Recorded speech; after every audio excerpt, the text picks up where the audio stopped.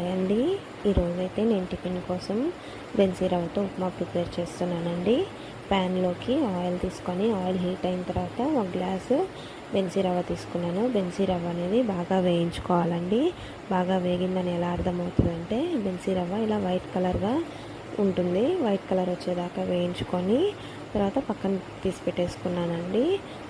అదే ప్యాన్లో ఇంకో 2 టేబుల్ స్పూన్ ఆయిల్ వేసుకొని ఆవాలు, జీలకర్ర, పచ్చనపప్పు, మినపప్పు ఇవన్నీ చిట్టపట అని పచ్చనపప్పు, మినపప్పు బాగా వేగిన తర్వాత పచ్చిమిర్చి, ఆనియన్, క్యారెట్, కరివేపాకు ఇవన్నీ వేసుకున్నానండి.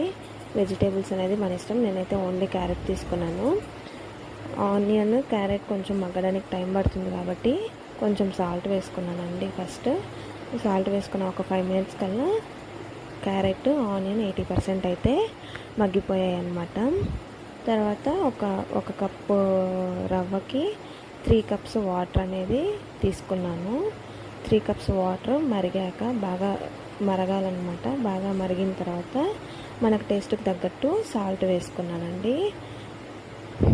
ఇలా బాగా మరిగిన తర్వాత మనం ముందుగా వేయించి పెట్టుకున్న బెన్సీ రవ్వను ఈ వాటర్లో వేసేసుకున్నానండి.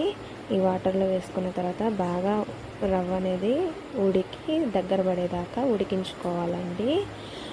ఇలాగా ఉడికిన తర్వాత కూడా మనకి తడిగానే అనిపిస్తుందండి. కాకపోతే అది బాగా రూమ్ టెంపరేచర్కి అయ్యి కొంచెం చల్లబడితే మనకి నార్మల్ ఉప్మాలాగా పొడి పొడిగా అనేది అవుతుంది అనమాట. వేడి మీద అయితే ఇలానే కొంచెం చెమ్మగా తడిగా అయితే ఉంటుంది. Thanks for watching.